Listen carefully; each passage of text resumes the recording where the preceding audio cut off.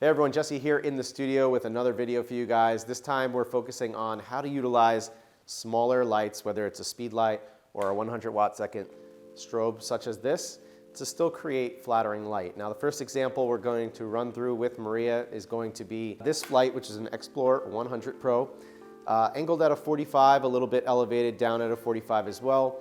And we're gonna take a shot, and we're gonna realize this is a very small light source, and we're going to get exactly what we should expect, which is harsher shadows, harder light, hard shadows. A lot less flattering, especially for a female. Now, as we work through here, I'm going to then switch it and change this light to be pointing directly up into my ceiling here in the studio. So keep in mind that this would apply if you do have access to something such as a lowish ceiling. If you're working with like dark wood, anything really high and elevated, and this probably is not going to be all that beneficial to you. But we're going to run through that example and show you that while keeping it in that same position as we have the original light on the 45, by angling it up, we're going to get a lot better quality of light, but you are going to see that it's still going to be pretty split, because what's happening is the light's going into the ceiling, but there's not much giving it an opportunity to wrap around Maria. So we'll get a more flattering light on the side that is closest to her, and then we'll get a little bit more harder shadow on the other side. Still softer, but not yet as flattering again. So then, to go through that, we'll bring this a little bit more on axis with the camera, and I think that's gonna solve your problem in terms of getting a lot more wrap from this small source. And then finally, we're going to show you that if you had access to a light such as this, and perhaps something like this to my right here, which is the just diffuser, a 5-in-1 with the diffusion side exposed, then you're going to be able to transform this small little light into a much larger, softer light source by placing this in between the light source and your subject. And that again will give you another, even what I feel is the best result in terms of a soft, flattering light. So we'll run through all those examples with you and show you the results, and hopefully open your eyes to some opportunities that are available if you don't have access to a large modifier, but you do have these tools handy in the studio or even out on location if you are shooting at a client's office or home or whatever it might be. So hope these will be helpful to you. Let's get right into shooting, and we'll see where we go from there. Okay, so we're set up here, and we're gonna have Maria walk into frame now, and we're gonna go through all the examples we just discussed. For starters, we're gonna use the Explore 100 Pro, a little bit more direct, meaning no modifier, about 45 off to the side, slightly angled down, and my expectation is going to be, we have a very small light, hard source, we're gonna get some strong shadows, and probably not a very flattering portrait. So we are gonna take this one so that we can properly show you the progression as we work through the examples. Now, Maria's just one step over. When you're going direct with no modifier, depending on what your camera settings are, which in this case I'm at 1/160th f3.2, ISO 250, Sony A9 III, and the Sigma 50 1.2. Depending on what your settings are gonna be, more often than not, that is gonna be probably set to a very low power. I'm at, again, f3.2, and so I'm gonna keep it probably around 1/128th.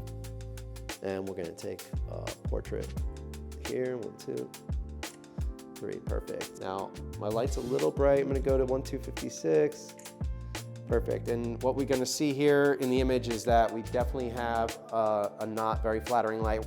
There's definitely just problems that I would expect in this type of scenario. Now, how can we fix it? Well, we can start by trying to utilize any of the structure that's around us. In this case, we have a white ceiling. We're gonna try bouncing that light up from that same light position and see if that gives us a better result. What I anticipate happening is that we'll get a nicer light on Maria, but we're going to miss out on having proper light hitting her eyes, obviously. So we're getting a nice kind of bounce, and we're getting a nice bounce off of the ceiling, but now our light's coming from very high up. And when someone like Maria, where potentially ladies that could be wearing lashes, that sort of thing is going to cause a problem when any light is coming from kind of up. You could get shadows cast on the eyes. It could be a whole bunch of things that you gotta look out for, or it could just create shades itself that keep the light out of the eyes. So we'll take another quick frame here. We'll have to up the power definitely on this light now that we're going up. So I'll go to 132, keeping all the other settings the same. And we'll bump it up just a tiny bit more. Perfect. Now we have a much more flattering light. We're getting to a much better result. But again, as I anticipated, because of that light going straight up, not really getting a lot in the eyes, those eyes appear a little bit darker. So what I'll do first is I'll try to bring this light a little bit more on axis. Now I don't anticipate that this is going to correct the light in the eyes, but what it will do is allow that light to wrap around her just a little bit more because we're bringing it a little bit more to the center. Typically, if you have a nice modifier on there, that light is going to have an ability to wrap around your subject a little bit easier. In this case, we're shooting it straight up, and it's a very small source, so it's going to pretty much stay in that general area. But by moving it over to the center now, we're getting a little bit more light that's going to be wrapping around her. Perfect. So in terms of the light that's on her face, illuminating her, we definitely have more even wrap, if you will. But again, no light in the eyes, so we gotta fix that problem. Now, one thing I recommend doing is if you do have access to a 5-in-1 reflector, something that can give you some type of diffusion to utilize, this is gonna be your best friend. And essentially what we're doing is creating a modifier if you don't have one. I use here the Cheetah Stand Gamma 150. It's a 5-in-1. You can see the really, it's gotta be at least 4 feet probably on the long side, a couple of feet wide on the short side. And if I position this in a way that's vertically to match Maria's kind of, stance, and we're gonna get that 3/4 portrait, chances are we're gonna get, number one, an even more flattering light, but number two, we'll be able to get some of those catch lights into her eyes and really bring life back into the portrait. So let me set that up for you guys. I'm gonna bring this light back to its original position, okay? And what we're gonna use is essentially the Gamma 150 is going to be cutting right in between, and that's going to give us a much larger, softer, more flattering light source. So Maria, one step over this way, sorry.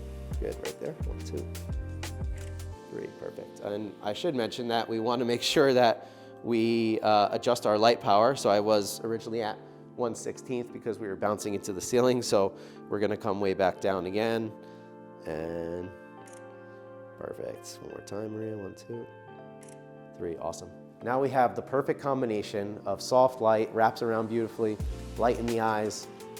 Now we're at a point where we can rock and roll and do all kinds of different variations by using just this one small light and that 5-in-1 reflector. Other opportunities that you could have to manipulate this light that don't require any purchasing of extra gear would be utilizing any nearby walls. If you're in a tighter space, you can bounce light. Bouncing light is always a very useful technique.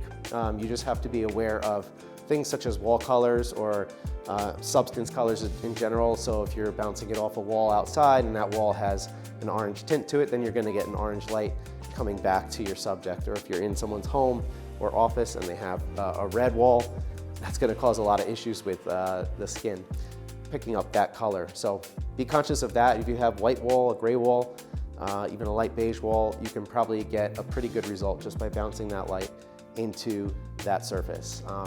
Keeping also in mind the direction of the light hitting the wall and the angles. You do have to think about those things, but doing these things, you can come away with some really great portraits using a small light source and minimal gear. Hope you find that helpful, guys. Comment down below if you have any questions at all. I'd love to help out. And I appreciate you checking out the channel as always. Look forward to checking you guys out on the next one.